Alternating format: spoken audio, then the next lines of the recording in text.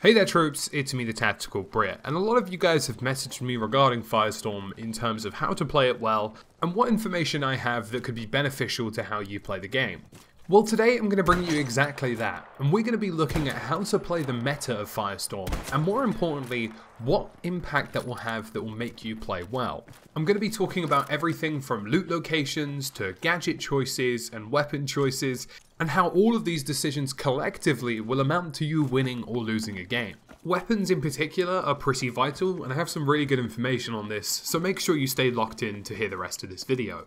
So let's attack this chronologically and talk about jumping and loot locations. Now it's no surprise in Firestorm that named loot locations have a metric ton of enemies as they would in any given Royale game, and to be brutally honest with you, that doesn't change. You know, Royale games will always have this problem and you'll always have lots of people going for named loot locations.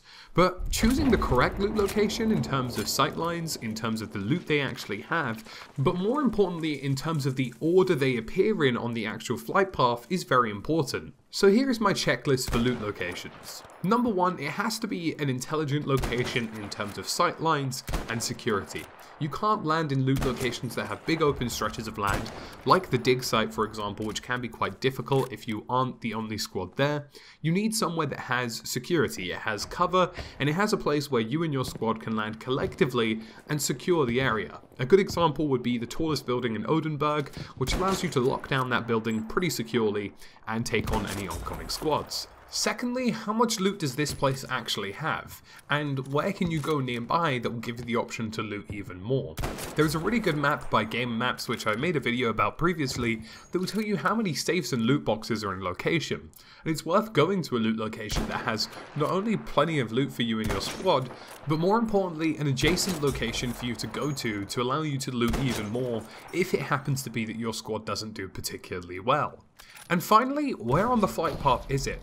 The funny thing about Firestorm, and in fact most given Royale games, is for some unknown reason most players jump as soon as the flight path begins. And it's really worth gauging that kind of, player number in the flight, because it lets you know where is going to be occupied and where isn't.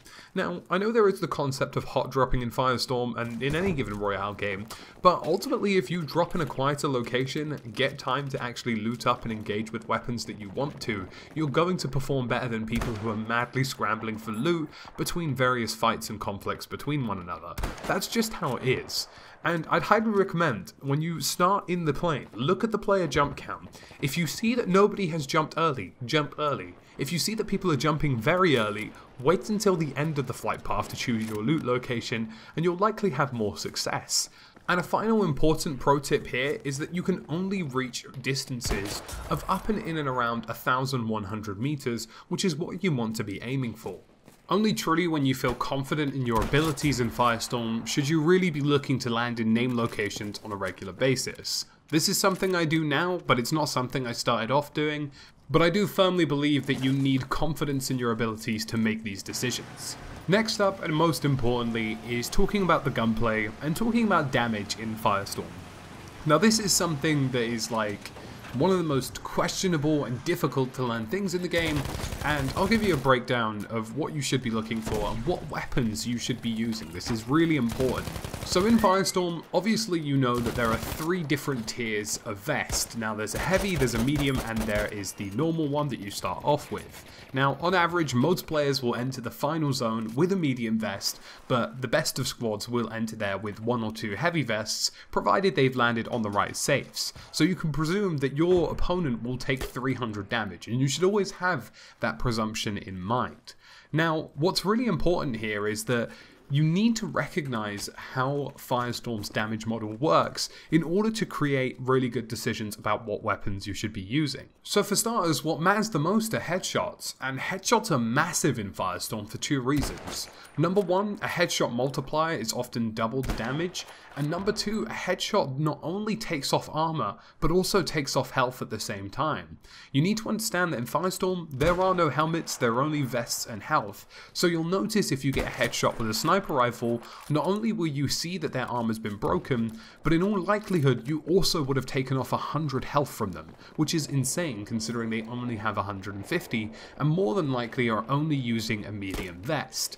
So in that sense, if you're competent with a sniper rifle, getting 100 damage on a headshot not only will wreck their armor plates, but also completely take away their health, and it's huge. And even in close quarters engagements with things like SMGs and assault rifles, you need to farm headshots because you'll be doing double damage and you'll be breaking their armor and health at much faster rates. So if you've ever wondered why one moment you feel like you're absorbing bullets left, right and center, and another moment you feel like you've died in half a second, well, the answer is that they've been aiming for your head.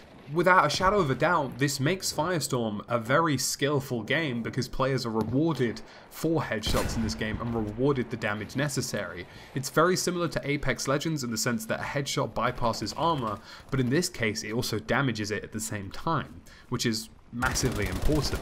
With that in mind, I would always recommend every single sniper in the game alongside the Gewehr 43.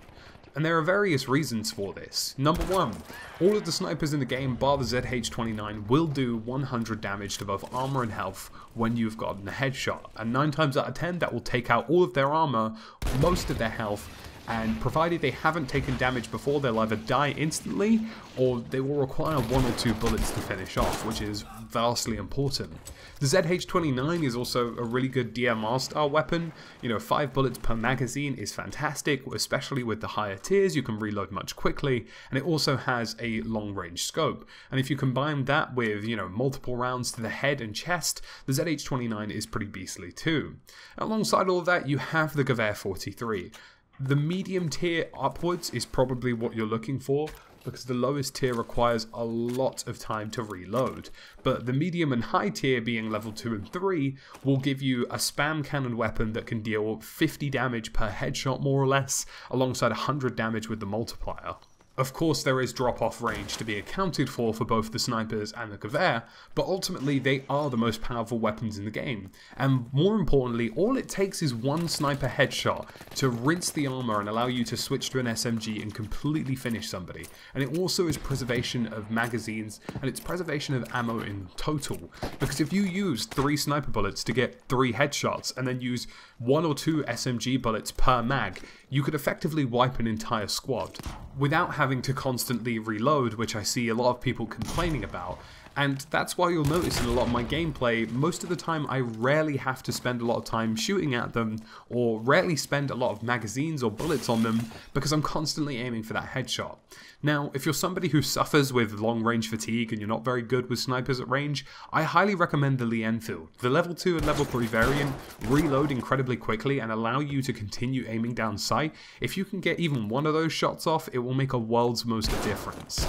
Now, as your secondary weapon to a sniper rifle or a Gewehr 43, of course you need something that's a fast rate of fire and something that can deal with close quarters encounters. My favourite weapons in the game are the level 3 Thompson and the level 3 MP40. I would also use a level 3 STG if necessary.